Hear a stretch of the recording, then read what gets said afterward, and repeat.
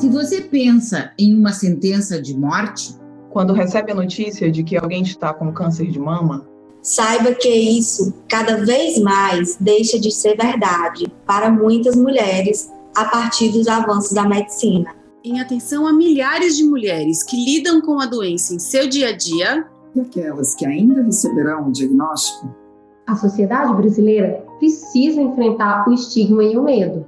Continuar construindo caminhos para o acesso aos cuidados mais adequados nos momentos certos.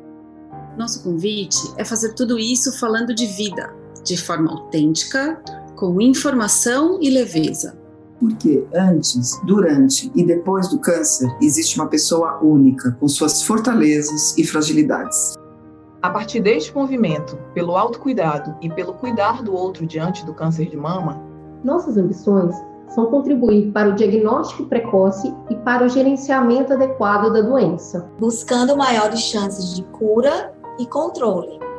Queremos ouvir, conectar e ampliar vozes, propondo e participando de pequenas e grandes ações, em um movimento forte, transformador e contínuo, à altura do seu desafio. Atuaremos por meio do diálogo, da colaboração, das reflexões e de ações complementares. Uma inspiração que se concretiza e se multiplica. Vem com a gente, vem falar de vida.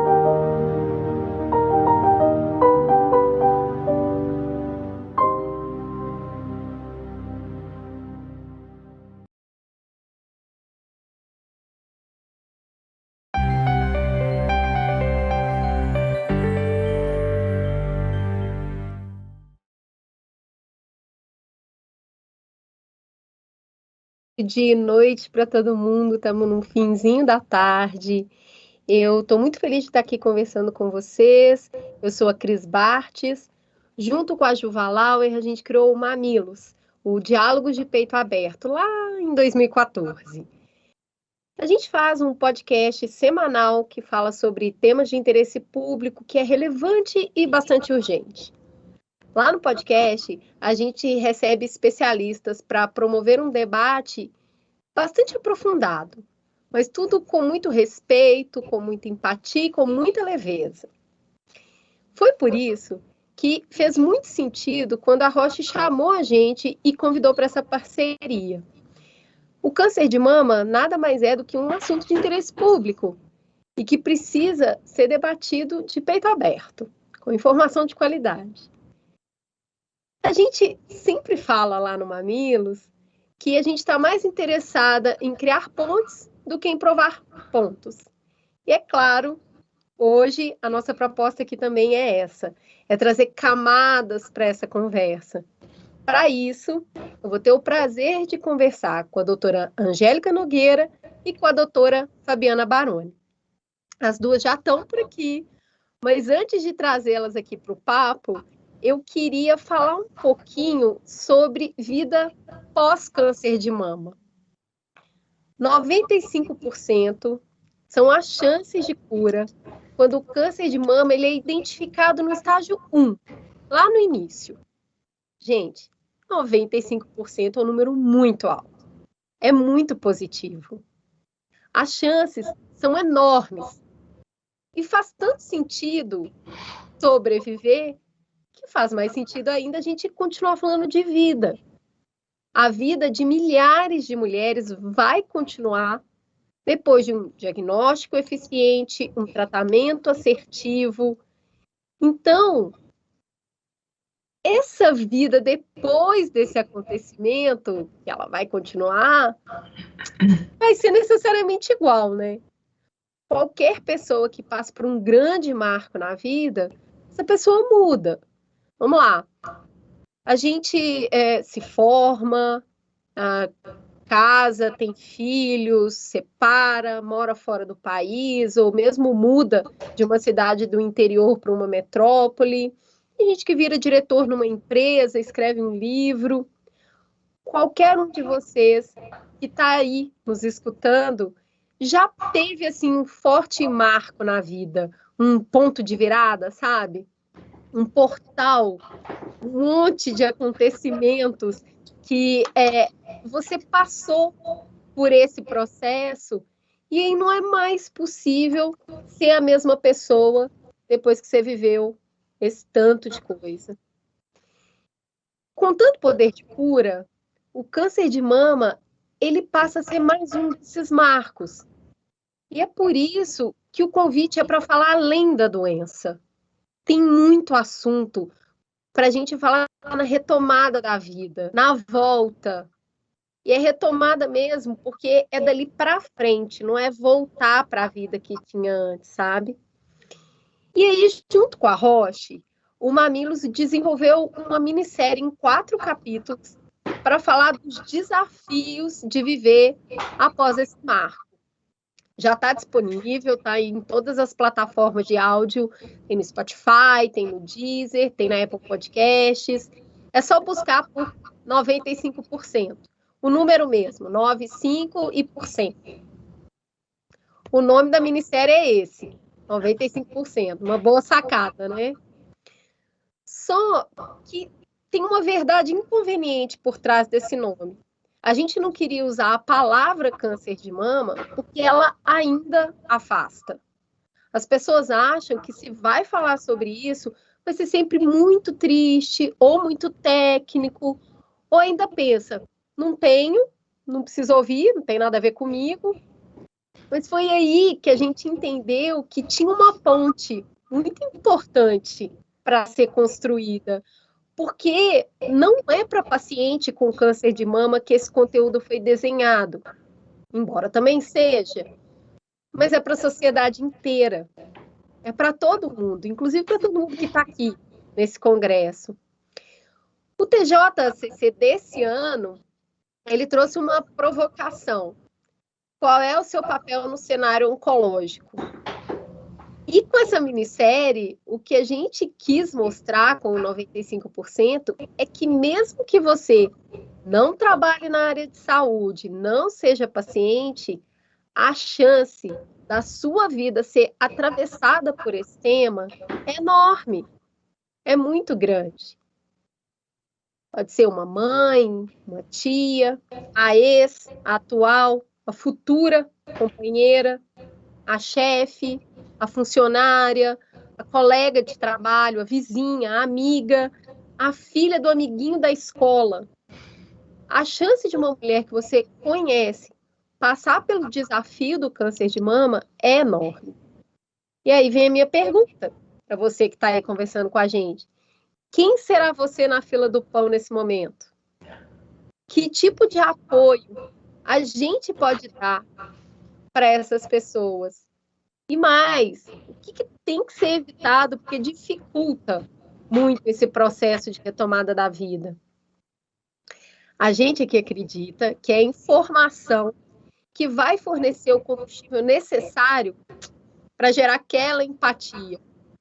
É um importante ingrediente que a gente precisa para conseguir abraçar essas mulheres, a partir da vivência delas. Aí, de novo, voltando para esse lugar que é muito comum para todo mundo. Vou pedir um outro exercício. Lembra aí, quando você teve filho e a galera da balada sumiu? Todos os amigos de brejo, tipo, ninguém te chamou para sair? Ou quando você morou fora um tempo e aí você volta para o Brasil e aí o que as pessoas estão falando, o que elas estão reclamando já não faz mais muito sentido para você, porque você sentiu muita falta daquilo tudo que hoje é reclamação. Então, é sobre esse tipo de deslocamento, parecido um pouco com isso, que a gente está falando. A gente conversou com mais de 10 mulheres para desenvolver a minissérie 95%, para abraçar todas essas histórias que a gente ouviu, sem expor essas mulheres que foram muito gentis, contando coisas muito íntimas pra gente, a gente criou uma personagem, a Estela. Ela é uma personagem ficcional. E ela vive os desafios que até pessoas que não lidam com câncer de mama não têm ideia. Tem profissional da área de saúde que eu tenho certeza também que vai se surpreender com algumas coisas ali que não tinha passado pela mente. Eu vou falar meio que os top 5, assim, que eu consegui destacar dessa conversa, sabe? Primeira coisa, tem um período longo ali, cercado por médico, enfermeiro, exame, amigo, parente, e aí, finalmente, a cura ou a alta primeiro, depois essa cura. E aí ela não precisa de mais ninguém, certo? Mais ou menos. Agora, como é que você lida com uma nova mudança drástica de rotina sem se sentir desamparada? Todo mundo foi levar suas vidas aí e você tem que retomar. Tem um outro ponto muito interessante também. O medo de ser tratada como incapaz. Como lidar com a possibilidade de continuar sendo vista como uma pessoa frágil, que não dá conta, que deve ser poupada, mesmo depois que está curada. Outro ponto que bate muito forte para essas mulheres são as perguntas que não querem calar na volta ao trabalho. O que você faz quando uma pessoa pergunta sobre a doença? Como é que faz para resumir tudo num par de frase para quem chega e fala, e aí, como é que foi? Que narrativa dá para isso? E ainda tem as perguntas inconvenientes, as invasivas, que você nem quer responder. Um outro ponto interessante também desses desafios é demorar um tempo aí para se reconhecer, porque o câncer ele acaba trazendo uma oportunidade de revisar valores, prioridades e até pessoas do ciclo. Muitas coisas que antes eram importantes, agora parecem relevantes. Como é que se acolhe nessa perspectiva? Como é que comunica isso também para as pessoas que estão à sua volta? Isso sem falar na sexualidade. Como é que volta a ter uma vida afetiva e sexual com as cicatrizes físicas e emocionais que o câncer de mama provocou? Então, os desafios da Estela são muitos.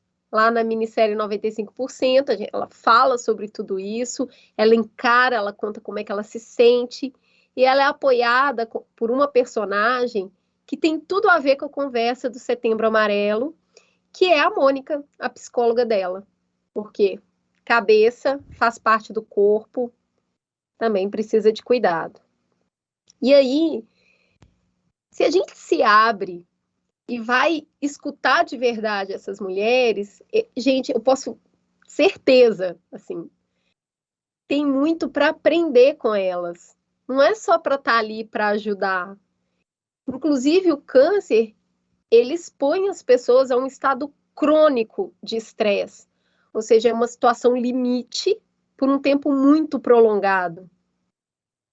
Tá te lembrando uma tal de Covid, uma tal de pandemia, né? Não é? Não tem essa associação aí? Parece que está todo mundo mais ou menos nessa situação hoje.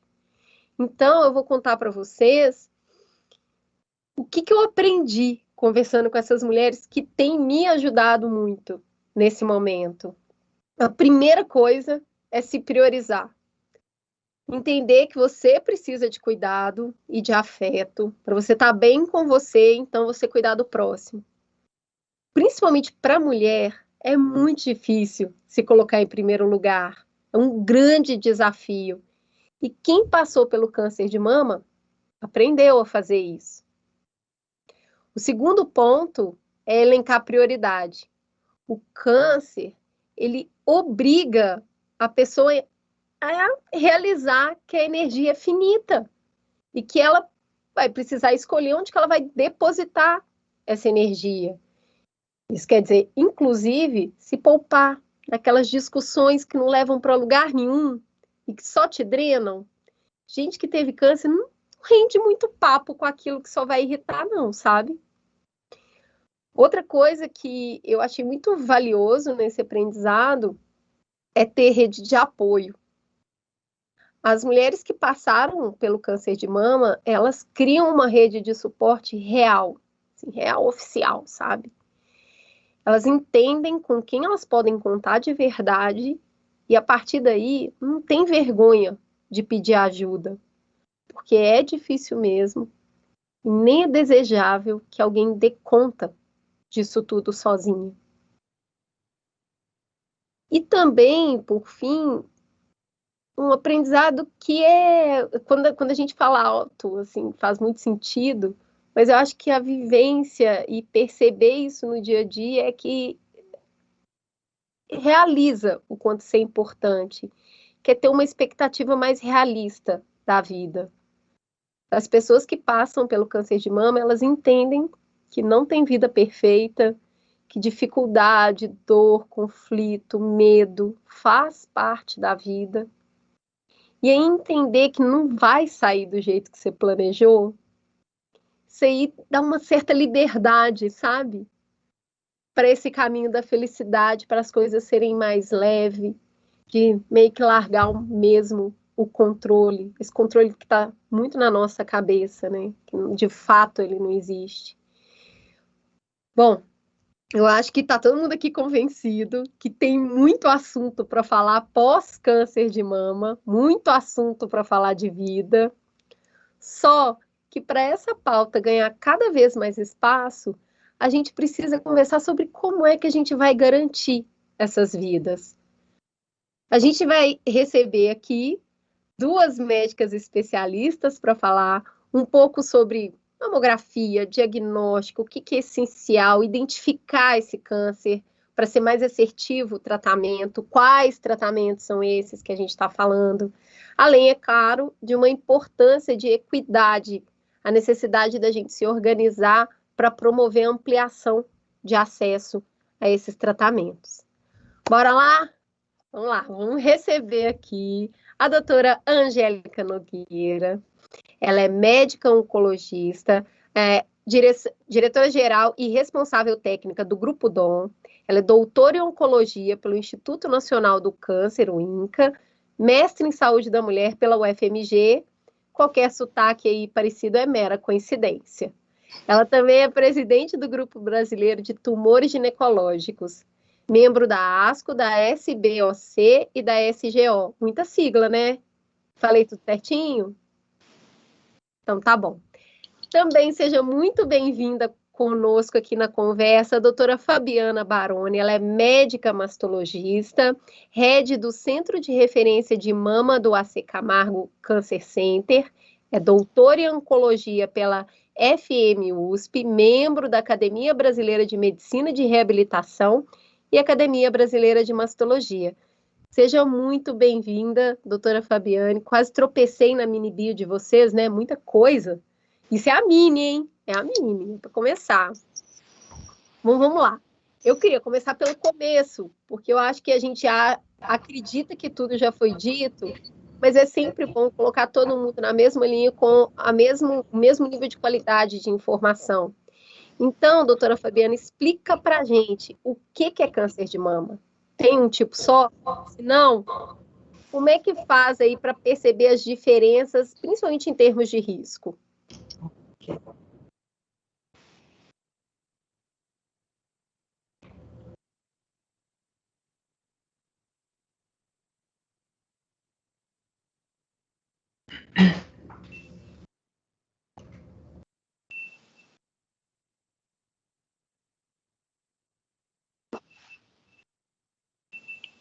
Tá aberta. Estranho. Olá, Cris, tudo bem? Tudo jóia. Enquanto você me responde, doutora Angélica, eu vou pedir... Aí, ó, voltou, doutora Fabiana.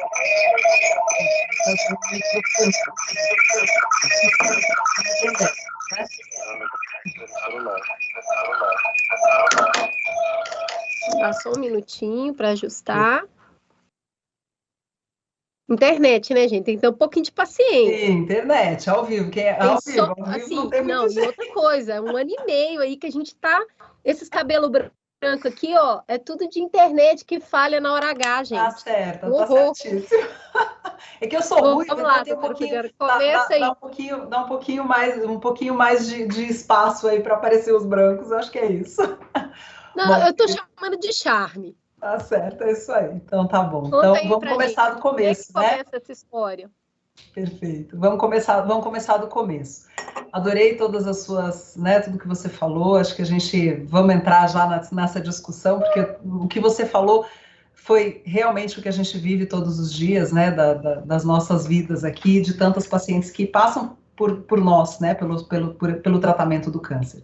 E é exatamente isso que você falou. Quando a gente fala de câncer, a tendência normalmente é as pessoas acharem que todo câncer é igual, que todo mundo é igual, e nós não somos iguais, todas as pessoas são diferentes. E exatamente por nós sermos diferentes, que a gente tem que também reconhecer que os tipos de câncer também são diferentes. A começar que a gente tem um tipo de câncer que a gente chama de in situ, que é aquele câncer que está localizado só ali na mama, que ele não tem capacidade de migração, ele não migra para a axila, ele não migra para nenhuma parte do corpo. Mas a gente também tem o câncer invasivo.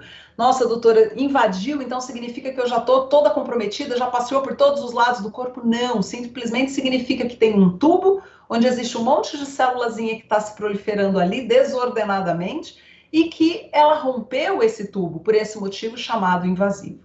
Então a gente tem que saber, antes de tratar qualquer paciente, a gente tem que saber o nome, o sobrenome, eu brinco que o CPF, o RG, a gente tem que saber todas as informações do tipo de câncer que a nossa paciente tem. E ela é importante também reconhecer, não simplesmente falar eu tenho câncer, porque todo tratamento vai depender dessa informação inicial. Se ela estiver compreendendo exatamente qual é o nome, o sobrenome, se ele é invasivo, se ele é um triplo negativo, se ele é HER2 positivo, se ele é luminal, ela vai conseguir começar a entender de uma forma mais adequada o que a gente propuser de tratamento para ela. Então, essa é a informação chave. Os cânceres não são iguais, da mesma forma como as pessoas são diferentes, os tipos de câncer também são diferentes. E é só a biópsia, junto com a imunohistoquímica, que consegue definir exatamente qual é o tipo de câncer que essa paciente tenha, para que a gente possa fazer o melhor tratamento. Eu adoro essa explicação, você foi super didática. E quando a gente fala que cada câncer tem um nome, eu adoro falar que ele tem nome e sobrenome. E aí, quando você sabe o sobrenome, você vai descobrir da família de origem, de onde que surgiu isso, como é que veio, qual que é a formação dessa família. Então, o sobrenome é fundamental mesmo. Exato. Quero trazer agora a doutora Angélica aqui para a conversa. Por favor, conta para a gente um pouco do perfil das pacientes de câncer de mama no Brasil. Olá, meninas, uma grande honra participar desse debate tão relevante. Câncer de mama não é só o câncer mais comum da mulher. Segundo a Organização Mundial de Saúde, desde fevereiro desse ano, é o câncer mais comum da humanidade. Então, Cris, nós vamos topar com ele nas nossas vidas, os nossos conhecidos, estar preparado de peito aberto é fundamental. Bom, o câncer na mulher brasileira, ele tem algumas peculiaridades, muito associado com a gente deixar a história natural da doença acontecer. O câncer da mulher brasileira, o câncer de mama, ele tem uma mediana de idade de 54 anos de idade, mais ou menos. Esse é um dado muito importante, depois gostaria de ouvir a doutora Fabiana, que 40% das pacientes têm diagnóstico com menos de 50 anos de idade. Lembrando que o rastreamento no Brasil, a recomendação do Ministério da Saúde é o rastreamento dos 50 anos de idade até os 70 anos de idade. Então, se a gente quiser diagnóstico precoce, que faz toda a diferença nesses 95% que a Cris trouxe, né? Diagnóstico precoce tem tudo a ver com mais taxa de cura, a gente tem que discutir a questão do estadiamento. Então, do ponto de vista da idade, a maioria das mulheres tem por volta aí de 54 anos de idade, mas não só isso, né? 40% das pacientes têm menos de 50. A maioria das pacientes são diagnosticadas em estágios iniciais. Mais ou menos 20% das pacientes no estágio 1, que a gente vai explicar para vocês um pouquinho de estadiamento, para quem ainda não está alinhado com esse papo. Mais ou menos metade das pacientes estão ali no estágio 2. 20% das pacientes no estágio 3, que é uma doença um pouco mais avançada, muitas vezes comprometendo as axilas. Infelizmente, 7 a 10% das pacientes já são diagnosticadas com a doença mais avançada, com a doença metastática. Esse é o perfil do estadiamento no Brasil. Um pouco de doença mais avançada do que em países de alta renda, Europa, Estados Unidos, que têm programas de rastreamento mais robustos. Importante, isso vai ser nessa questão que a Cris trouxe de equidade, porque hoje a gente tem tratamento para câncer de mama, para qualquer tipo de câncer de mama. Os tratamentos diferem conforme o nome e sobrenome. E 80% das pacientes brasileiras estão no sistema público de saúde. Esses são os resultados do estudo Amazônia, um grande estudo do GBK, um grupo brasileiro de câncer de mama. Então, a gente tem que focar em ter acesso onde a paciente está, certo? 80% das pacientes, segundo os dados do estudo, estão na rede pública. Bom, então é isso, um pouco mais de doença avançada do que em países de alta renda, mas a maioria das pacientes ainda com a doença localizada, onde as chances de cura são maiores. Eu adoro citar esse estudo, o estudo Amazônia, porque ele dá aquele orgulhinho do Brasil de conseguir levantar um volume de informação, de dado enorme, e esses dados viram informação para a gente avançar, não só no tratamento, mas nos debates sobre o que precisa ser feito. Então, eu acho que quem tiver a oportunidade de buscar esse estudo, acho que a gente precisa valorizar esse tipo de informação que é gerada no Brasil, que é uma informação muito sólida, e é por isso que a gente consegue ir mais profundo nessas conversas e conhecer mais esse público. Mas isso no que a doutora Angélica falou, tem uma palavrinha meio nova aí, né? É uma palavra que não é muito do cotidiano, principalmente quem não está nessa área de trabalho. Conta aí para a gente, por favor, doutora Fabiana, o que é esse tal desse estadiamento? E como que a gente entende isso para a etapa do tratamento? Ok, às vezes os nomes assustam em oncologia, né? Então a gente tem que tentar falar um pouquinho menos o mediquês quando a gente quer ser ouvido, porque senão a gente só vai falar entre médicos. Na pergunta, quando eu estava lendo o roteiro, estava estágio da doença. Eu falei, a pessoa escreveu errado, né? Porque não é possível, o que é isso? Mas é isso, a gente tem que tentar explicar de uma forma mais simples aquilo que todo mundo venha a entender. E o que acontece é isso mais ou menos que a Angélica trouxe. Quando a gente tem um estudo brasileiro, né, como esse Amazônia, a gente consegue definir não somente aquilo que a gente estuda e que traz de informação de outros países, mas a gente estuda a nossa população.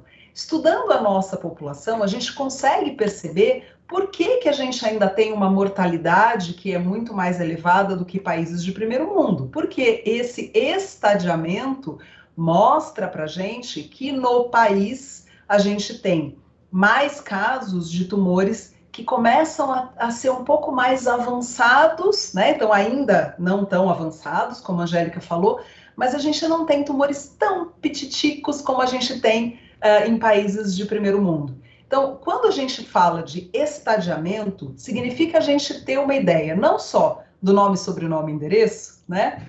Mas de saber exatamente qual é o tamanho desse tumor na mama, qual é o tamanho desse tumor na axila.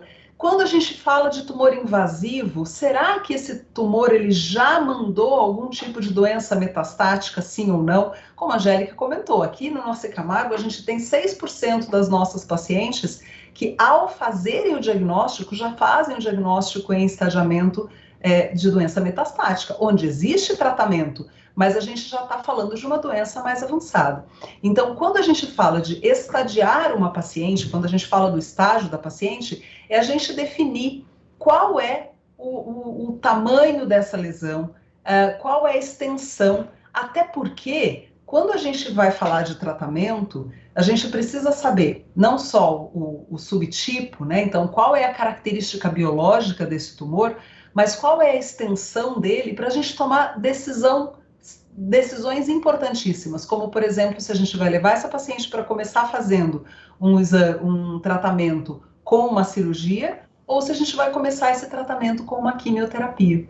Então, estadiar a nossa paciente significa reconhecer como é que essa doença está em relação ao organismo dela como um todo. Se ele está só local na mama, se ele está na mama e na axila, qual o tamanho desse tumor ao diagnóstico, para que a gente possa escolher a melhor forma de tratar essa paciente.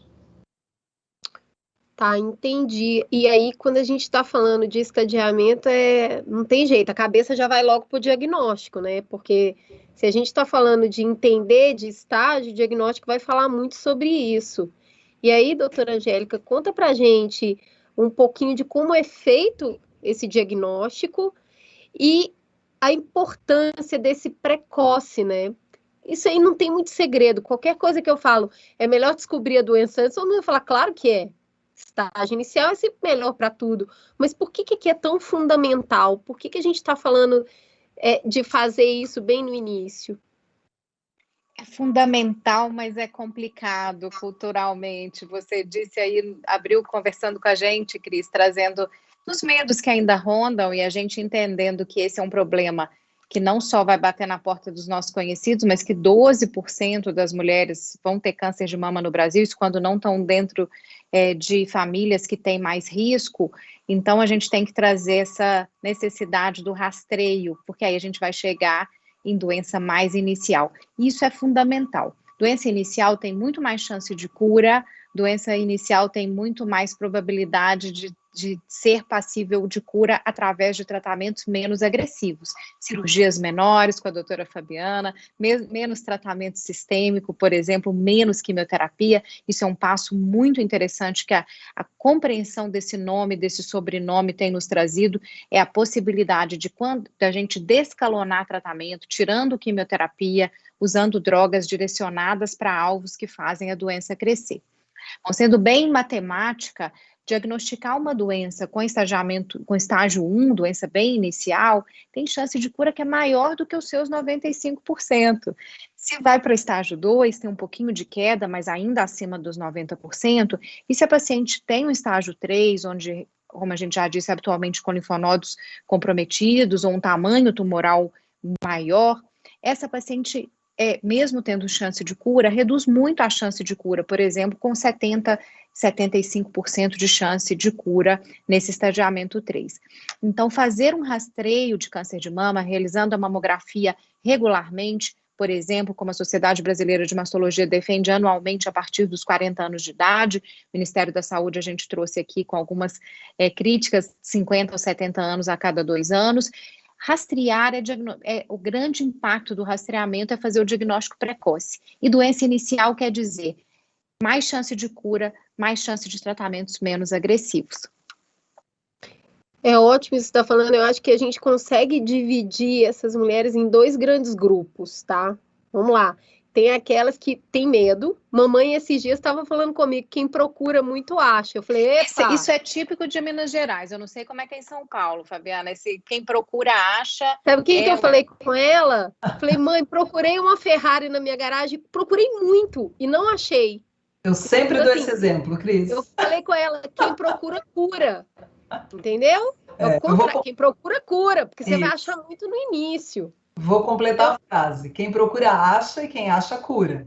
E se você procurar uma Ferrari na garagem, se ela não estiver lá, você não vai encontrar. Ou seja, você só vai encontrar aquilo que já estava lá, você só não estava procurando e vai demorar mais para encontrar. Não, pode ter certeza, você não vai procurar e vai achar se não tiver, entendeu?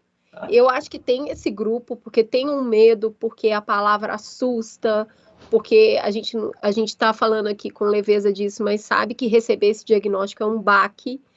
Mas a gente também tem um outro grupo de mulheres, e eu falo muito isso quando eu vou falar sobre saúde feminina, a gente é muito sobrecarregada.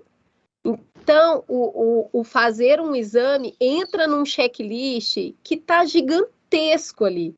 Tem muita coisa para fazer. Não é que você não fez um exame, porque você estava assim, até tem esse tempo, mas você não estava necessariamente curtindo a vida doidado e por isso você não fez o exame. Então, eu acho que quando a gente vai para esse grupo, que é essas mulheres que, após que tem um monte aqui ouvindo, falando, será que eu estou em dia com o ginecologista? Será que eu já fiz Gente, qual foi a última vez que eu fiz mamografia? Porque é isso, acendeu a luzinha, a gente já começa. Ai, é mais uma tarefa que eu não estou fazendo. Então, para esse grupo, eu acho super importante a gente conversar sobre a dinâmica do avião mesmo, né? Põe a máscara em você, se cuida, porque se não se cuidar, não consegue fazer esse tanto de tarefa que está aí para ser feita, não consegue também cuidar dos outros. Então, aquilo que eu estava falando do se priorizar, que aí depois quando está doente, é obrigada a fazer, se a gente consegue fazer um pouco antes, se priorizar antes, é fundamental para a gente ir para esses níveis tão bons de cura, de tratamento menos invasivo, que a doutora Angélica estava falando. Mas assim, doutora Fabiana, quando a gente está falando desse diagnóstico precoce, a gente sabe que o ideal é o diagnóstico, a descoberta antes do nódulo ser palpável, que é aquele que a gente já descobre quando está fazendo ali o autoexame. Daí, para acontecer desse jeito, é só mamografia ali fazendo a diferença. Explica para a gente como é que a mamografia acontece, porque também costuma ser um exame que assusta, porque ele é real, oficial, desconfortável. Mas entender para que ele funciona e por que é daquele jeito, a mulher vai conviver com esse desconforto e por que isso faz sentido. Tá bem. É óbvio que a gente gosta daquilo que traz prazer, é óbvio que a gente gosta daquilo que não causa dor. Mas a grande questão é que a mamografia é o único exame que consegue fazer diagnóstico antes mesmo da mulher ou do próprio médico, né? Porque às vezes a gente fala, puxa, nós médicos temos uma capacidade de sentir um pouco melhor algumas coisas pequenas que porventura a mulher possa não sentir.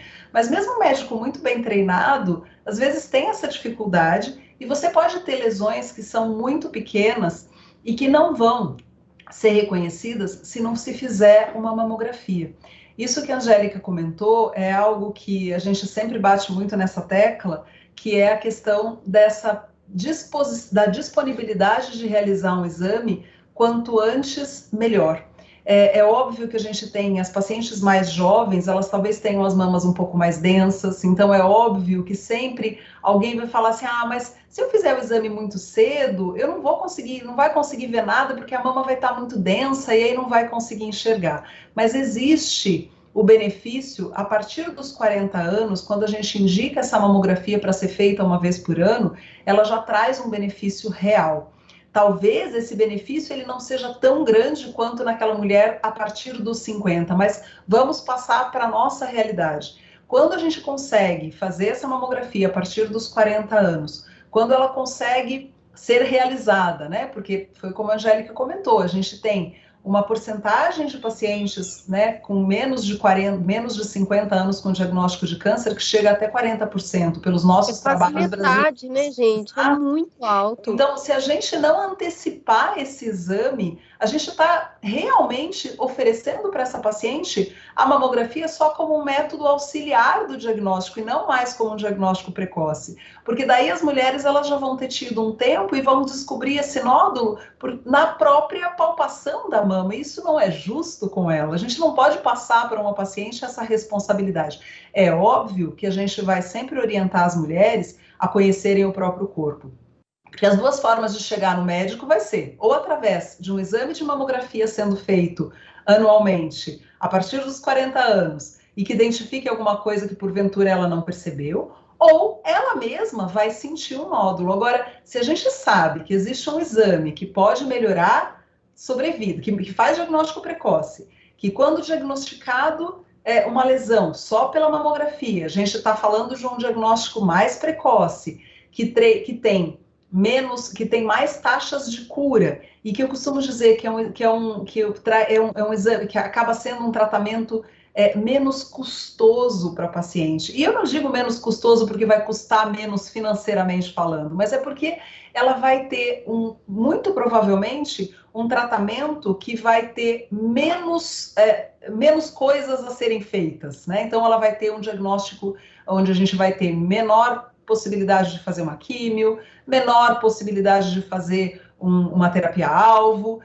menor risco, né? Ou vai chegar num estadiamento, voltando na palavrinha feia lá, menor, onde a gente tem maiores taxas de cura com tratamentos geralmente mais simples, né? Então, mamografia dói? Nem sempre. Existe muito essa cultura de que a mamografia foi feita por homem, porque é uma coisa que é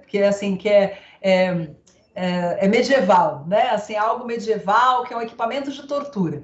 Mas a gente tem como melhorar isso. Então, a gente pode escolher o melhor momento para fazer a mamografia. Não vai a uma semana de menstruar, onde a mama está super inchada e você até de abraçar alguém, você já vai sentir dor. Imagina fazendo uma pressão de mamografia. Mamografia nada mais é que um raio-x que precisa apertar para diminuir a espessura da mama e conseguir enxergar através dele, né? Então, se você pegar um tecido muito grosso e tentar enxergar através dele, você não vai conseguir. Se você pegar um tecido mais fininho, você vai conseguir enxergar através dele. Essa é a essência da mamografia.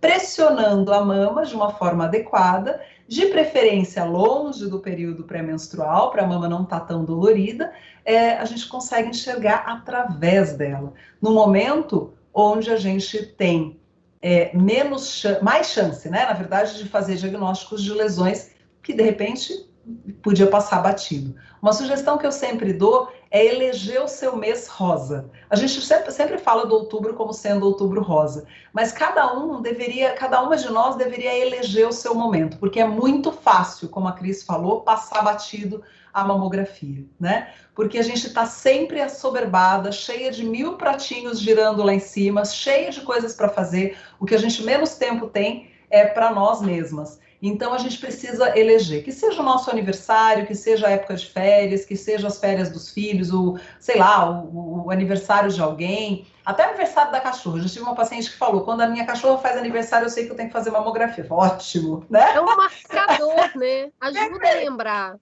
Que seja, mas alguma data para lembrar, tá bom? E faz sim a mamografia. E concordo plenamente com vocês, a gente tem que mudar as nossas políticas e se depender realmente de mim, eu sou a primeira a levantar a bandeirinha para a mamografia sendo feita uma vez por ano a partir dos 40. É isso aí, eu queria evoluir um pouquinho nessa discussão, porque tem uma coisa importante que você falou sobre o autoexame, e o autoexame, ele não serve só aquele momento que você vai colocar a mão no peito e sentir um nódulo. É um jeito de conhecer o próprio corpo, né? Porque aí você conhece a mama, e se ela mudou, você sabe que ela mudou. Você fala, peraí, não era assim não. E aí você consegue chegar no médico e falar assim, olha, eu conheço meu peito não era assim, tá acontecendo alguma coisa aqui. Então, eu acho que você conhecer o seu corpo é fundamental, não só como uma maneira de essa transferência de responsabilidade de diagnóstico, não é só sobre o diagnóstico, acho que tem um passo anterior a isso, que é eu entendi como é que isso aqui como é que isso aqui funciona. Eu acho que é muito empoderador você conseguir reconhecer o seu próprio corpo, porque, amiga, se ele muda, você vai perceber no ato, né? Esse momento de silêncio que você fala assim, isso funciona assim. Se esse funcionamento mudar, você vai ser a primeira pessoa. Eu acho que também te dá mais poder para chegar e conversar com o médico, né? De chegar e poder dar informação de qualidade para ele. A gente está falando aqui tanto de informação de qualidade, né? Poder chegar ali e levar essa informação para o médico. E aí, vamos lá, fez a mamografia, descobriu mesmo que tinha ali algo que precisava ser investigado. E aí, doutora Angélica, a gente entra em outra etapa, que é a biópsia. E eu queria que você explicasse um pouquinho para a gente como que ela é feita, por que a gente precisa fazer essa biópsia e mais, né? Fui lá, fiz e não adianta eu fazer e não voltar nunca mais no médico, né? Como que é esse processo aí? Se a gente estiver fazendo ele bem direitinho, como é que funciona? Bom, então a biópsia, pessoal, é o exame confirmatório do câncer. A mamografia, o ultrassom, até eventualmente uma ressonância de mama, eles trazem a hipótese. Então, a imagem sugere que pode ter um câncer ou um tumor benigno. Quem vai comprovar é o fragmento dessa lesão retirado, por isso que chama biópsia. Então, biópsia é um pequeno procedimento que pode ser feito por agulha fina, por uma agulha mais grossa, e que esse fragmento vai trazer um pedaço desse tumor e isso analisado por patologistas experientes vai ser classificado, voltando lá ao conceito que a doutora Fabiana trouxe, se é uma doença in situ, que está dentro do tubinho, se ela já tem um comportamento invasivo, e é desse material, desse fragmento também, que a gente tira as informações para esse nome e sobrenome. Então, carcinoma, por exemplo, do ducto, com receptores hormonais positivos, com HER superexpresso, e essas características que vão vir da biópsia são fundamentais para a gente definir o tipo de tratamento que a paciente precisa. Se ela deve começar com um tratamento medicamentoso, uma quimioterapia, se a cirurgia é o primeiro passo. Então, a biópsia é a retirada de um fragmento, ela que confirma ou descarta o câncer, e é desse material também que vem essa informação molecular complementar para a decisão, para as tomadas de decisão a posteriori, ok? Então, é um exame fundamental. Pode ser feito por uma agulha fina, pode ser feito tirando um núcleo da doença, quando a gente precisa de mais tecido. Tá, então, para a gente entender que nesse momento o assustador, que é o inicial, que fui lá, fiz a biópsia, na biópsia veio escrito ali que tem alguma coisa que precisa ser investigada, eu voltei nesse médico, pedi uma biópsia, eu vou fazer esse procedimento, e como é que é o retorno para esse médico? Ele recebe esse resultado de biópsia e chama a paciente? Como costuma ser isso? Porque vem aquela sopa de letrinha, né? Só de citar alguns nomes e sobrenomes aqui, a gente fala, senhor, e aí isso é muito variável, desespero, isso como é muito variável. A maioria das pacientes Brasil afora tem acesso direto ao seu exame, as pacientes trazem. Eu acho muito importante que as pacientes tenham acesso a 100% das informações, mas infelizmente ela ter esse acesso sozinha, muitas vezes traz muita dúvida, medos desnecessários. Eu falo que não tem nada mais complexo e mais e que dá mais dor do que a dúvida. Tratamento, câncer de mama tem tratamento, seja ele qual for, qual estágio estiver, qual o seu nome, sobrenome, tem tratamento.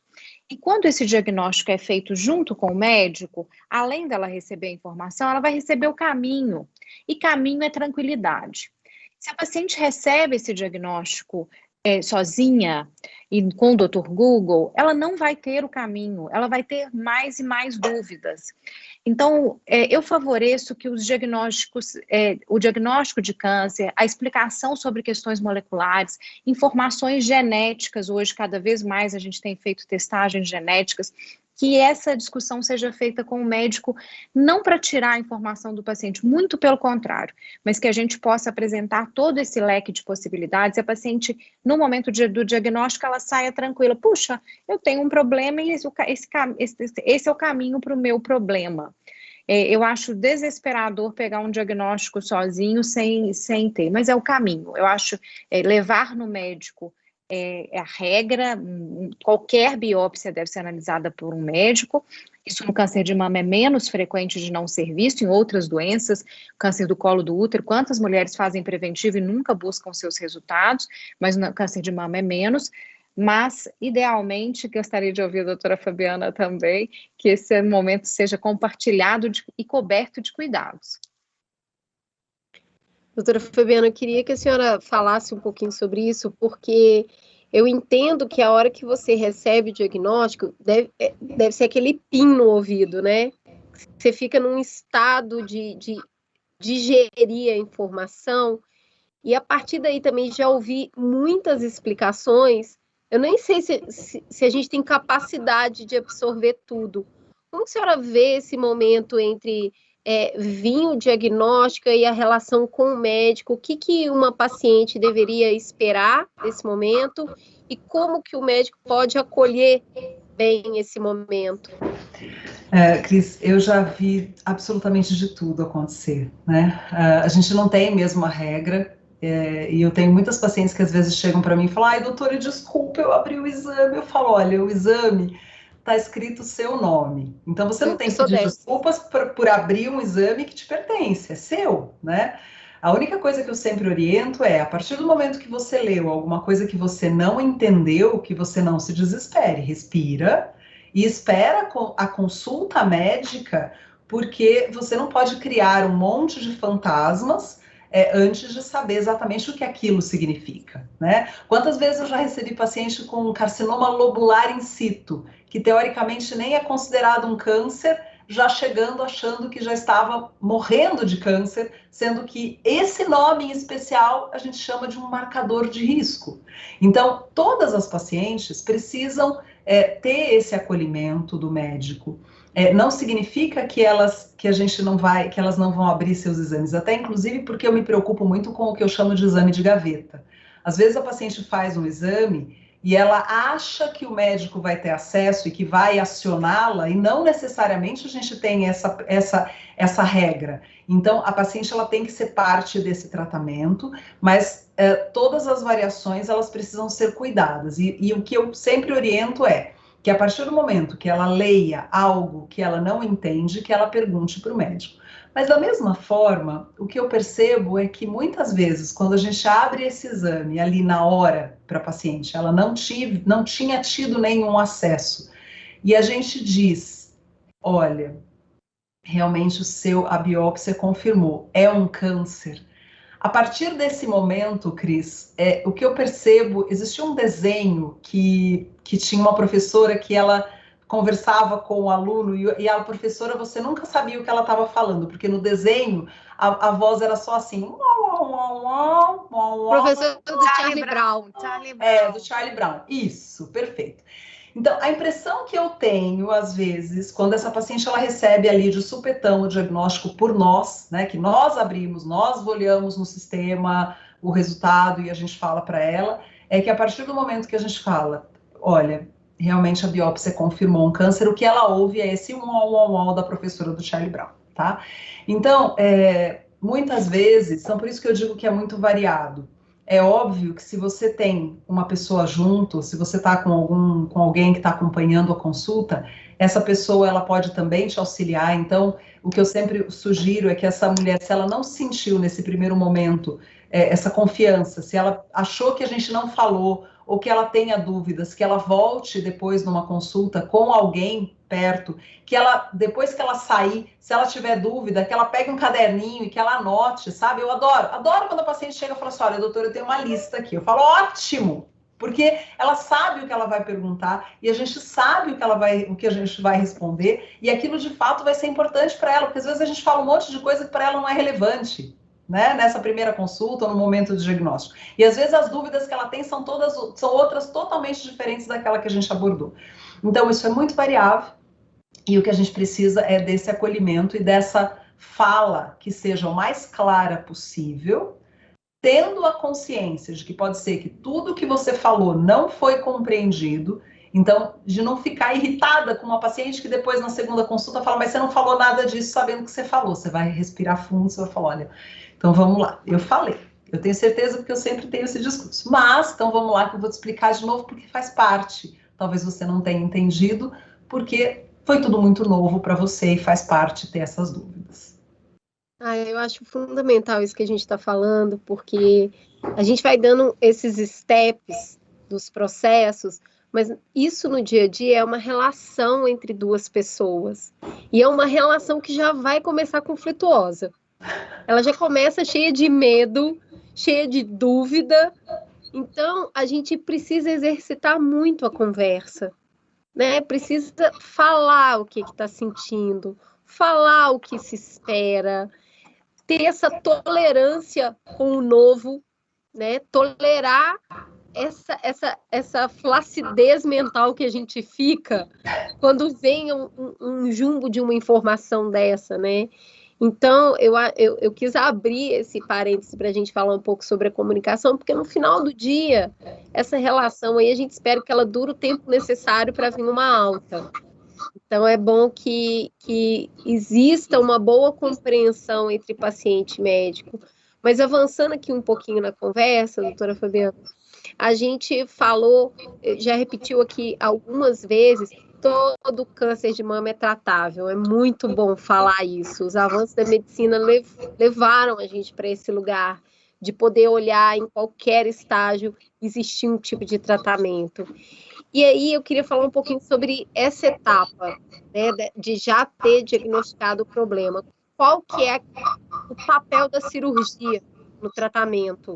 A gente estava falando sobre estágios, mas se já entrou numa cirurgia, ela, per se, uma cirurgia já é invasiva. Mas tem graus nisso? Como que isso pode acontecer? Dá para ser um pouquinho mais conservadora nessa cirurgia? A gente tem tentado, na maioria das vezes, ser o mais conservador possível. Mas a gente tem sempre que lembrar da premissa de que a gente tem que curar o câncer e que a gente não pode deixar a doença. Então, a cirurgia ela faz parte da vasta maioria do tratamento das pacientes, acaba sendo realmente o tratamento mais efetivo. Angélica que não me ouça, mas a gente tem... Ainda. Não, mas tudo bem, mas ainda sou eu, tá bom? Então, mas por enquanto, ainda realmente a cirurgia, ela é o tratamento mais efetivo. Se a gente vai falando de uma doença inicial, aí ainda mais esse tratamento, ele é mais efetivo, quanto mais inicial o tratamento, mais inicial esse tumor, mais efetivo é o tratamento cirúrgico, e ele acaba sendo de acordo com a extensão da doença. Nem sempre você tem uma cirurgia pequenininha para um tipo de tumor. Às vezes a paciente chega aqui falando, mas doutora, por que eu tenho que retirar a mama se eu tenho um câncer in situ e você está me dizendo que esse câncer in situ ele é super inicial? Porque às vezes esse câncer é in situ, mas ele está na mama inteira. Então, mesmo sendo um câncer inicial, às vezes a retirada dessa mama ela é necessária. Então, a extensão da cirurgia ela vai depender do tipo histológico, ela vai depender do tratamento, se é possível ou não, pelo tamanho da mama. Então, uma cirurgia conservadora, a gente diz que a gente pode conservar a estética, mas desde que a gente consiga preservar a vida, conservar a vida. Então, a gente não pode falar, então, eu vou tirar um pedacinho do tumor para que a mama fique bonita, fique estética, mas a gente está deixando o tumor. Então, a gente pecou na questão da preservação. A gente tem uma parceria muito grande agora, estou brincando aqui com a Angélica, mas ela sabe que a gente tem uma parceria muito grande, mastologista e oncologista. Então, o cirurgião e o oncologista hoje trabalham muito de pertinho em benefício da paciente. Então, às vezes, a gente tem tumores que são muito grandes e que a gente faz um combinado. Olha, Angélica, eu vou começar então, eu não vou operar e você começa fazendo uma quimioterapia para eu tentar fazer uma cirurgia menor. Ou algo mais novo ainda, cirurgias que já poderiam ser feitas num início com uma cirurgia conservadora, mas por conta do subtipo, então a paciente HER2 positiva, por exemplo, a partir de um tumor de 2 centímetros, ou até menor, mas se a gente tiver uma axila comprometida, às vezes a gente começa, a gente tem uma tendência agora, então, a começar tratando com um tratamento com uma quimioterapia, uma terapia-alvo, para ver esse tumor reduzir e depois a gente ratifica, a gente confirma uma cirurgia conservadora. Mas no momento onde a gente talvez já pudesse ter feito uma cirurgia conservadora, mas como a gente está trabalhando hoje em benefício da paciente, em benefício de saber todas as possibilidades que ela tem, às vezes a gente segura essa cirurgia que já ia ser pequena, para antes de uma químio, para continuar sendo pequena, mas para a gente testar o poder biológico de uma determinada terapia, né? Então, a cirurgia, ela vai fazer parte, ela é extremamente individualizada, porque ela depende do tamanho da mama, da localização do tumor e da extensão local na mama e na axila. E, geralmente a gente carrega esse binômio. A gente normalmente opera mama e opera axila. Às vezes a gente faz uma cirurgia grande na mama e uma cirurgia pequenininha, só um sentinela na axila. Às vezes o contrário. Às vezes a gente faz uma cirurgia pequenininha na mama, mas a gente já tem um grau de comprometimento na axila onde a gente tem ainda a necessidade de fazer o esvaziamento axilar. Mas hoje é fundamental que a gente saiba reconhecer a particularização de cada paciente, de cada subtipo e trabalhar muito de pertinho do oncologista clínico para a gente poder oferecer o melhor tratamento cirúrgico no melhor momento, quer seja antes ou depois de uma quimioterapia. Muito bom. E aí vem a doutora Angélica, brilha, doutora Angélica, o que a gente vai fazer aí após a descoberta dessa doença, para tratar dessa paciente da maneira mais personalizada possível, se é que a gente consegue fazer isso. E se esses tratamentos, que nem eles conseguem ser tão efetivos a ponto de repente, o tratamento sem cirurgia curar. Como que isso funciona? Ainda precisamos da doutora Fabi, ainda. Você tá doida para se livrar da doutora Fabiana, tô vendo. Bom, eu acho que houve muito avanço no tratamento do câncer de mama.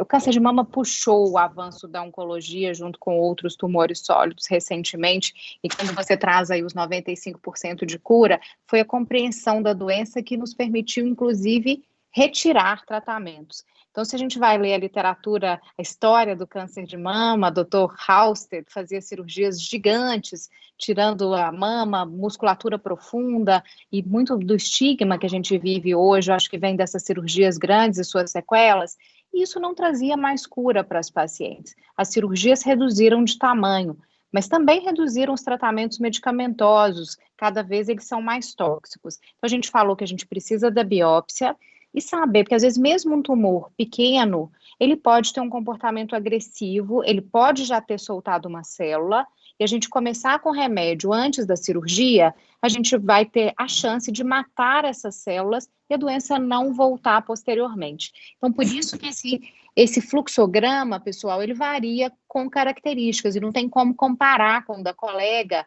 porque esse nome, sobrenome, etc., é que vão ditar. Então, uns conceitos técnicos bastante simples. Primeiro, então, a cirurgia é o tratamento curativo. Se lançamos mão de fazer um remédio antes, para reduzir a doença, para torná-la ressecável, para fazer uma cirurgia esteticamente melhor, ou para atuar precocemente em micrometástases que a gente nem tem como confirmar que existam, esse tratamento que vem antes da cirurgia, ele é chamado de neoadjuvância, ok? Então, o que é antes do tratamento principal é neo. E a paciente, ou ao contrário, uma paciente que começa seu tratamento operando e que depois precisa de mais medicamento, precisa de medicamento a posteriori, esse medicamento após uma paciente que está curada, está sem doença, ele é chamado de adjuvante. A gente disse que aproximadamente 7 a 10% das pacientes brasileiras com câncer de mama já chegam com a doença metastática. Em alguns cenários, a cirurgia tem sentido nesse contexto, em muitos não, a cirurgia da mama, e o tratamento medicamentoso vai ser o principal. Para essas pacientes, a gente fala que o intuito é paliativo. Paliativo aqui não tem nada a ver com cuidado de fim de vida. Eu tenho paciente com cuidado paliativo há 10 anos comigo, trabalhando, tocando a vida, escrevendo livro, e o intuito que a gente chama o intuito paliativo, porque não vai ter uma cirurgia curativa, e essa paciente vai viver como se ela tivesse um diabetes, uma hipertensão, que ela precisa de medicamentos cronicamente. Então, esses termos a gente usa com muita frequência, são termos técnicos que vão aparecer na vida da paciente.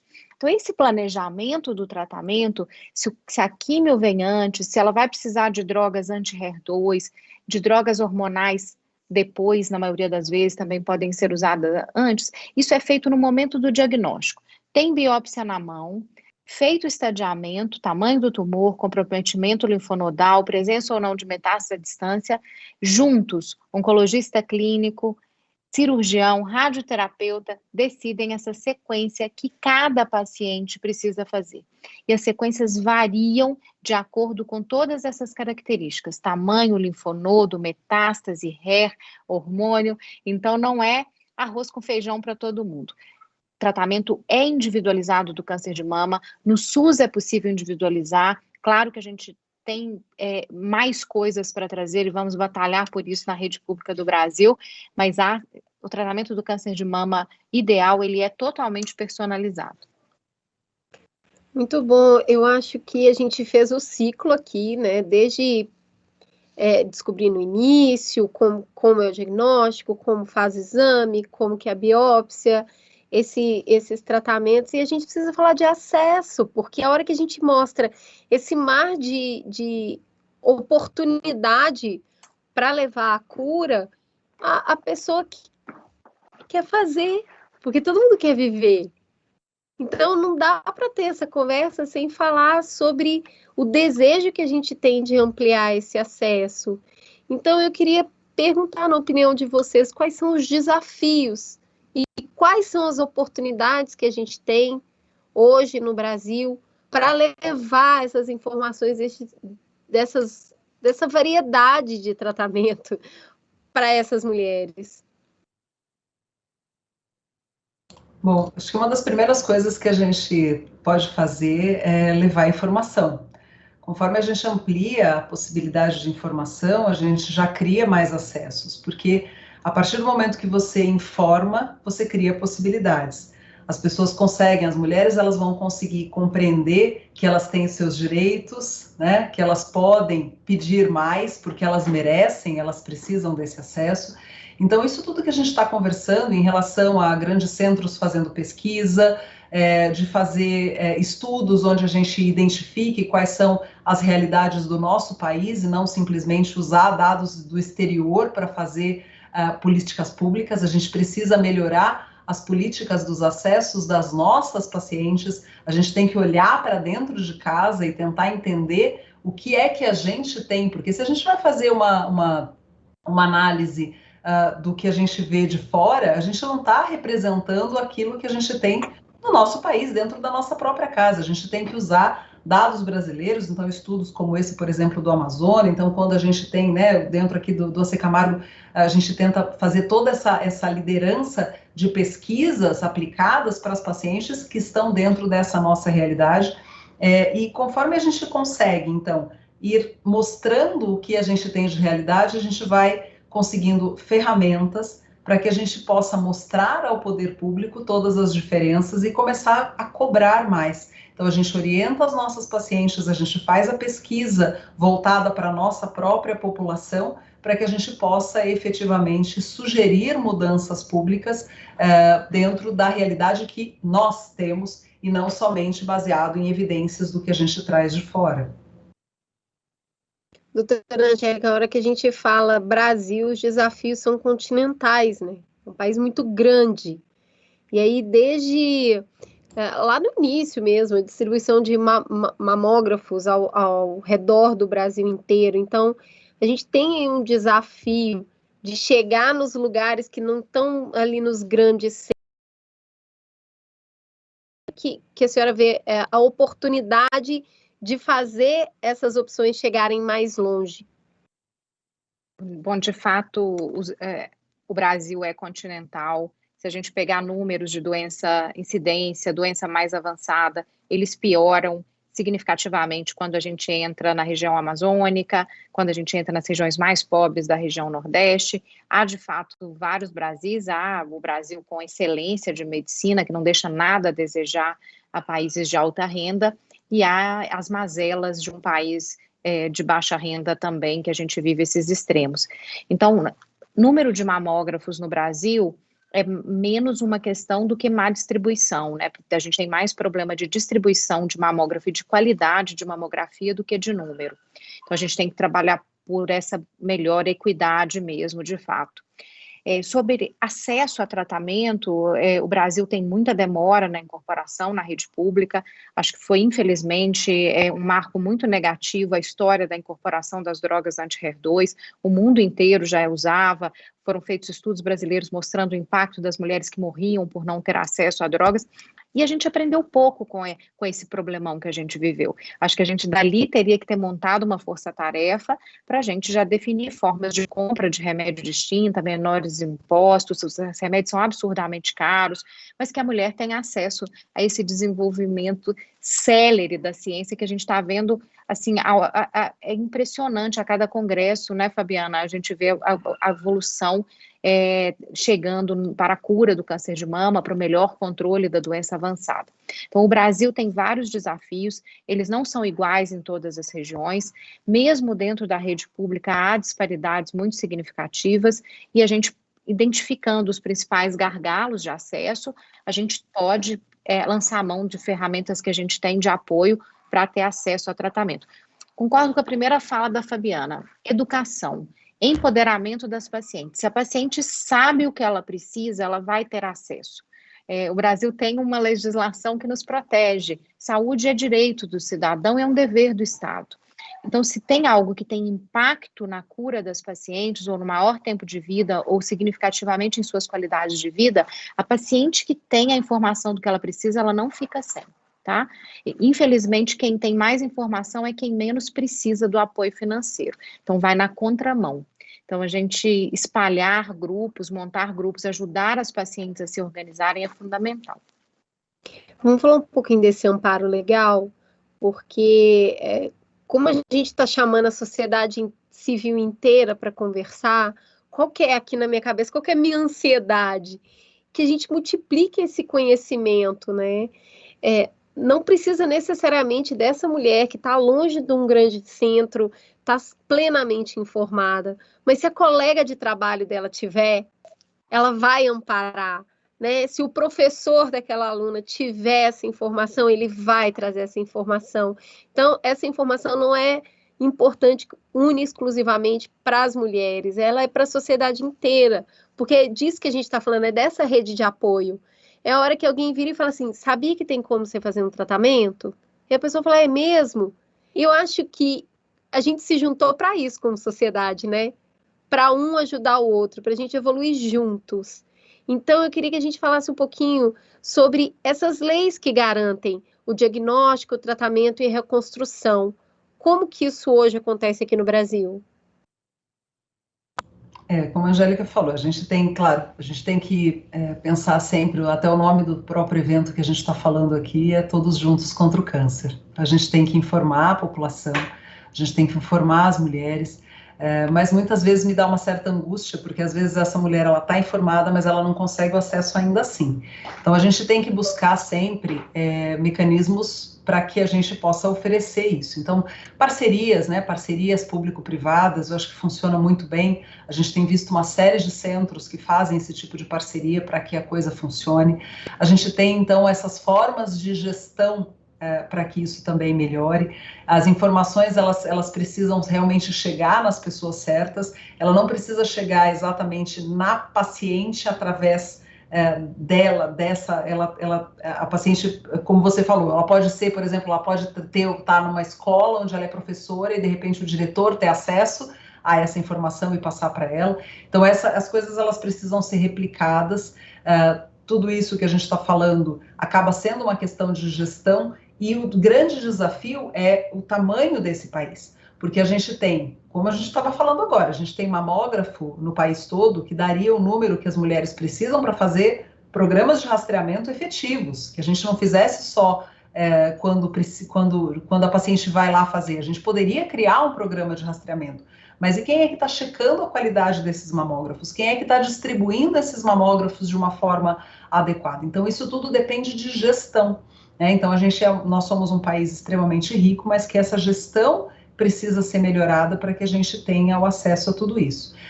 Hoje a internet ela melhorou bastante esse acesso, então as mulheres elas têm uma série em várias plataformas, em vários sites, elas podem buscar quais são as leis que elas têm, e todas as ONGs, então existem uma série de ONGs que vão em busca de brigar realmente para que essas leis elas sejam aplicadas, porque a questão de criação de lei é uma coisa, mas a aplicação da lei ela é outra totalmente diferente. Então, o que precisa é que a gente realmente se mobilize. Então, quando a gente fala, por exemplo, olha, você tem o direito, sim, de fazer uma reconstrução depois que você faz a mastectomia, ok, só que a grande pergunta é, mas será que todos os centros que fazem tratamento de SUS tem um plástico para fazer essa cirurgia, né? Então, existem algumas coisas que foram feitas para melhorar isso. Então, eu tenho uma formação de cirurgia, eu fiz cirurgia geral, fiz cirurgia oncológica, sou mastologista e eu não faço reconstrução de mama, eu trabalho sempre com um cirurgião plástico. Mas existe hoje a formação dentro das próprias escolas de mastologia de oncoplastia, exatamente para que aquelas cirurgias onde sejam mais simples. É claro que não vai ser uma cirurgia extremamente difícil, mas né, ou com muito detalhamento, mas que o próprio mastologista que vai para uma cidade de interior e que queira oferecer uma cirurgia plástica para sua paciente, sem a presença de um plástico, que ele próprio pode até fazer essa cirurgia. Então, nós, como sociedade médica, já fomos modificando as coisas para que a gente tente colocar as leis em prática. Mas a gente, claro, tem muito chão ainda pela frente, infelizmente. Eu acho que tem mesmo, porque o tamanho do nosso desafio é o nosso tamanho, né, continental, mas a gente tem o SUS. E eu acho que mais do que nunca, diante de uma pandemia, é impossível não reconhecer o quanto esse sistema de saúde universal, ele não consegue atender todo mundo no tempo, do jeito que precisa, mas ele existe. Então, a gente precisa de transparências, a gente precisa de gestão profissional, a gente precisa de muita negociação, muita conversa, a sociedade civil se organizar para levar essas pautas para o poder público, para dialogar, porque a gente tem essa capacidade, né? Então, assim, se a gente já tem esse direito, a gente precisa trabalhar junto nessas discussões para que efetivamente a gente amplie, diminua essa iniquidade de tratamento, né? Dependendo, a cura do câncer tem CPF, né? Então, assim, dependendo de onde você está, a sua porcentagem vai mudar. Então, é retrabalhar essa noção de ampliação do acesso, mas reconhecendo que a gente faz um trabalho que dificilmente acontece em outros lugares do mundo, né? Que é permitir que o tratamento aconteça baseado nos impostos que são pagos pela população. Então, valorizar o SUS é também levar essa discussão para dentro do sistema público de saúde, não é reconhecer que existe e que ótimo, e trabalhar para que cada vez ele seja melhor, ele esteja mais organizado, ele seja mais transparente, e isso também é uma conversa da sociedade civil inteira, né? Não é só da política partidária, né? Essa é a conversa que a gente tem que ter aqui no dia a dia. Gente, chegou tanta pergunta aqui que eu tô meio atarantada. Peguei o celular aqui que estão me mandando as perguntas, ou seja, o papo rendeu, o papo foi bom aqui. Deixa eu ver aqui o que tem de bem legal para a gente conversar. Como a gente está falando aqui de SUS, tem uma pergunta aqui interessante, olha. Qual que é a importância da gente contribuir com a consulta pública 77 para a incorporação de inibidores de ciclina? É isso? Ciclina no SUS. Então, vai ter que explicar o que é ciclina, né? Porque a pessoa que nem está sabendo falar. E por que tem essa consulta pública e é importante se engajar nela? Bom, então as consultas públicas, pessoal, são uma ferramenta fantástica de voz que o cidadão tem perante o governo. Quando chegam novas tecnologias, o governo com cobertor curto, com outras prioridades, ele abre a sociedade, as sociedades médicas, a população, a sociedade civil, abre o direito de falar sobre a importância daquele tratamento ser incorporado usando o dinheiro público. Então, sociedades médicas podem dar parecer, pacientes podem fazer testemunhos, grupos de pacientes podem mandar suas impressões com dados científicos, com impressões de uso. Então, isso é a consulta pública. E então, é um momento que a gente tem para falar com o governo que a gente pensa sobre uma tecnologia, sobre como gastar o nosso dinheiro. Inibidores de ciclina são um desses avanços do tratamento medicamentoso do câncer. O grande impacto que ele trouxe hoje é nas pacientes que são metastáticas ou metastáticas ao diagnóstico, ou aquelas pacientes que um dia a doença voltou, que eram curáveis no início, mas tiveram uma recidiva. E usar esse remédio junto com a hormonioterapia clássica convencional aumenta muito o tempo que a doença demora para progredir. Então, tem um impacto robusto entre várias classes de medicamentos, dentro de uma classe de vários tipos de medicamentos, e estou dando aqui meu voto, né, eu sou favorável à incorporação na rede pública, e participar dessa consulta pública é apoiar a causa dos inibidores de ciclina, mais uma ferramenta para o tratamento do câncer de mama, no caso, a doença hormonal, a doença hormônio positivo. Achei interessante que tem uma outra pergunta que está falando de um outro inibidor, que é o CDKS, que está em análise no Conitec. E aí também a pergunta é sobre os benefícios dessa classe de inibidoras ser incorporado no SUS.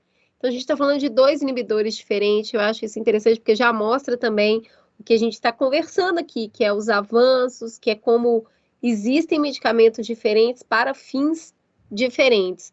Comenta um pouquinho sobre esse tipo de inibidor e interessante a gente saber o universo de pessoas que ele pode atingir, porque isso justifica muito da inclusão dele no SUS, certo? Bom, eu entendo que ele está falando do mesmo grupo de medicamentos, Cris. Eu acho que ele pôs um S aí, porque a gente, inibidores de ciclinas, e esse S ele pôs aí no plural, inibidor CDK4/6 ou inibidor de ciclinas. Então, são medicamentos distintos, mas a gente fala como uma classe única, e o impacto é extremamente relevante, especialmente nesse grupo de pacientes com doença avançada, tá? Especialmente. Tem vantagem também na doença inicial, mas bem menos robustos os dados até o momento, né, Fabiana? Sim, eu acho que a gente tem que... É claro que não dá para a gente dizer que todos os medicamentos eles sejam importantes para 100% dos pacientes. O que a gente vai percebendo é que a gente vai setorizando, então a gente vai identificando quem são os subgrupos que vão se beneficiar de um determinado tipo de medicamento, tá? Então, quando a gente fala, por exemplo, se a gente fosse falar de biópsias, né? Melhorar a biópsia, se você tem uma suspeita de câncer, ela tem que ser para todo mundo, porque é a partir da biópsia que a gente vai fazer o tratamento. Agora, quando você usa uma determinada droga, qual que é a dificuldade que muitas vezes existe? Porque o benefício ele é muito grande, mas para um pequeno número de pacientes.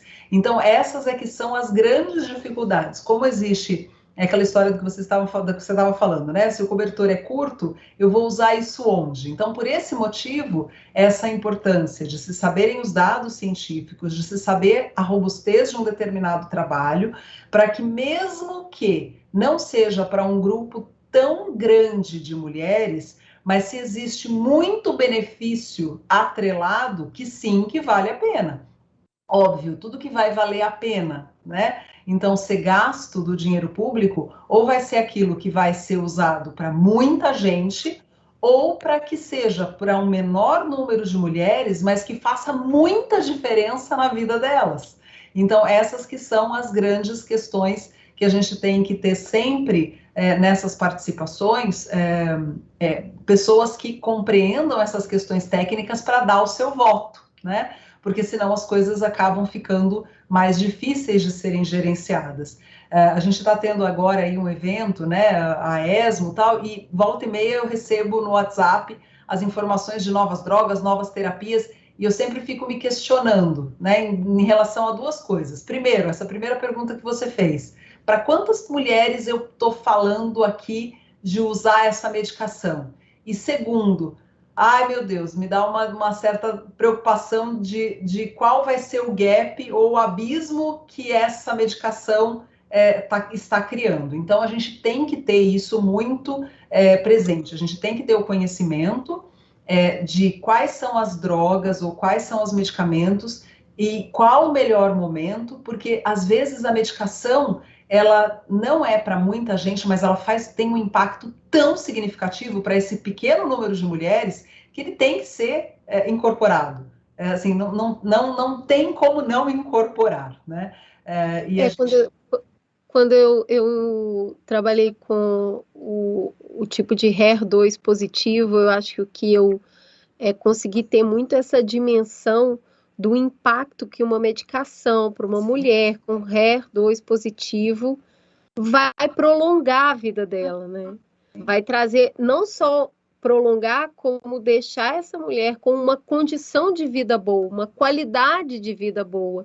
Então, eu entendo e eu acho que é isso, né? Tem que fazer muita conta, tem que triangular muita informação para tomada de decisão, mas aí a gente precisa ter todas essas cartas na mesa.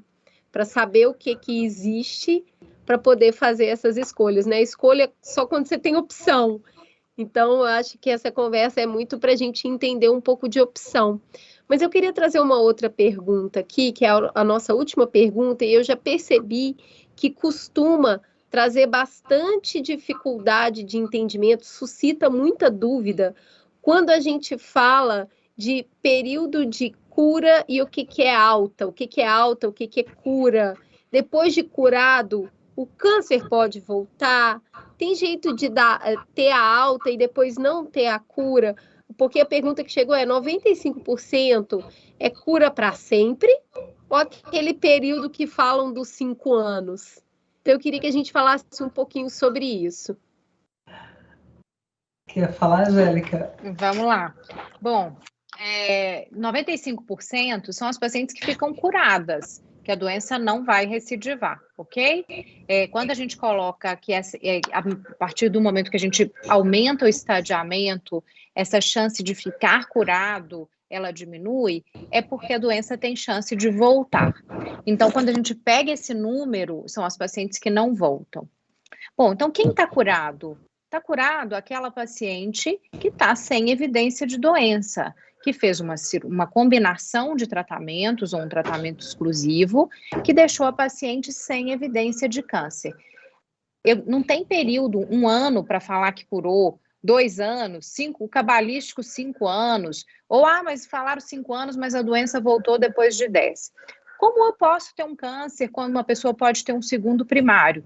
Então, o tratamento foi efetivo para deixar a paciente sem evidência de doença, a gente usa o termo intuito curativo. A paciente foi à cura. Como o risco da doença voltar é maior no primeiro ano e vai reduzindo progressivamente, a gente faz um esquema de vigilância mais intenso, que vai reduzindo à medida que o tempo vai passando. Mas eu acho que é justíssimo com uma paciente que ficou sem evidência de doença, que ela comemore a sua cura no momento que ela já não tem mais doença. Que ela use de todas as estratégias possíveis, conheça, batalhe pela incorporação de todas as tecnologias que a protejam, para que a doença nunca mais volte. Mas mesmo pacientes de muito alto risco podem a doença nunca ter uma recidiva. Então, eu não acho justo ela viver sem ter o título da cura dela, porque ela curou. Então, eu celebro a cura das minhas pacientes no dia que elas estão sem evidência de doença, ok? A gente faz uma vigilância cuidadosa e cercamos de toda a adjuvância necessária. Eu não dou gritar alta, gol, né, gente? Tem que gritar, a vida tem que celebrar as vitórias. E alta, eu reduzo a frequência dos meus pacientes, eu trabalho num serviço em que eu não tenho pressão de alta por vaga, então, 1 vez por ano eu vejo minhas pacientes após os 5 anos. Nos primeiros 5 anos a gente vai bem juntas. 3 em 3 meses no primeiro ano, 4 em 4, segundo e terceiro, depois passa a ser anual. E isso, claro, também é individualizado dependendo desses riscos, tamanho, linfonodo e características moleculares.